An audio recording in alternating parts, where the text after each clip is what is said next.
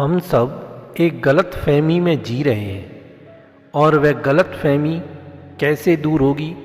वह गलत फहमी इस कहानी के सुनने से आपकी दूर हो जाएगी। मुकुंद दास नामक एक व्यक्ति किसी अच्छे संत का शिष्य था।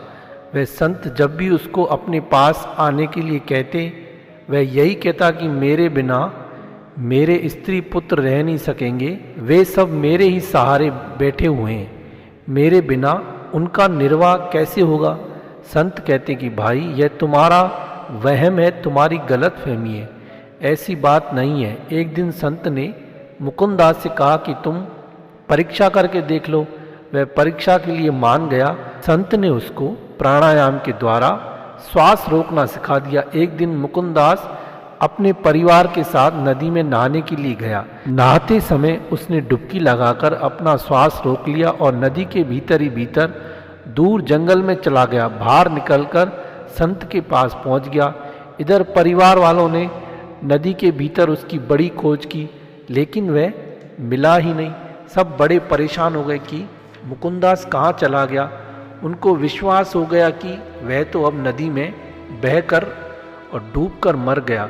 उस संत के सत्संगियों ने आपस में विचार किया कि मुकुंद दास तो बेचारा मर गया, अब हम लोगों को उसके स्त्री बच्चों के निर्वाह का पूरा प्रबंध करना है और हमें ही उसके बारे में सोचना है।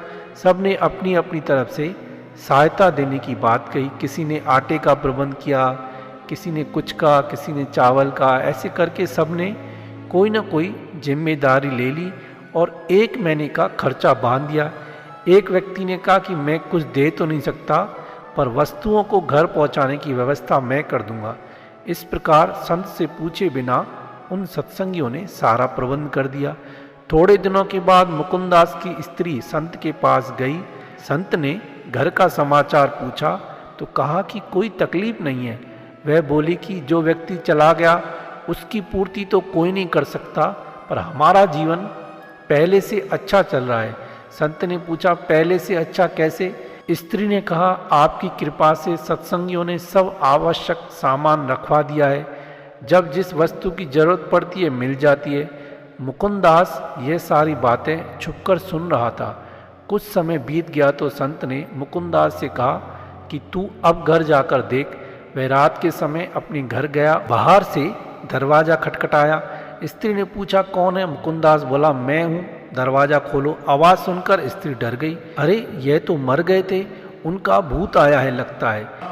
स्त्री बोली मैं दरवाजा नहीं खोलती। मुकुंद दास बोला अरे मैं मरा नहीं। सारी बात उसको बाहर दरवाजे से खड़े होकर बताई। स्त्री बोली बच्चे देखेंगे तो डर के मारे उनके प्राण निकल जाएंगे, आप चले जाओ। मुकुंद दास बोला अरे मेरे बिना तुम्हारा काम कैसे चलेगा, मैं तुम्हारा पति हूँ। स्त्री बोली संतों की कृपा से पहले से भी बढ़िया काम चल रहा है, आप चिंता मत करो, आप कृपा करके यहाँ से चले जाओ। मुकुंद दास बोला तुम्हारे को कोई दुख तो नहीं है? स्त्री बोली दुख यही है कि आप आ गए, आप ना आए थे तो कोई दुख नहीं था, आप आओ मत, यही कृपा करो। तो एक गलत फहमी में हम भी जी रहे हैं कि हमारे बिना काम नहीं होगा। ऐसा कुछ नहीं है। संसार के कोई भी कार्य ऐसा नहीं है जो रुकता नहीं है। हम भी इस भरोसे पे नहीं रहे कि हमारे बिना कोई काम नहीं होगा। हम अपने आप को समझाने की कोशिश करें कि कोई किसी का नहीं है, सब मतलब के हैं। मतलब निकल गया तो जानते नहीं, यूं जा रहे हैं जैसे पहचानते नहीं। तो ये संसार है, इसको आप थोड़ा समझो, नहीं तो बड़ा दुख होगा।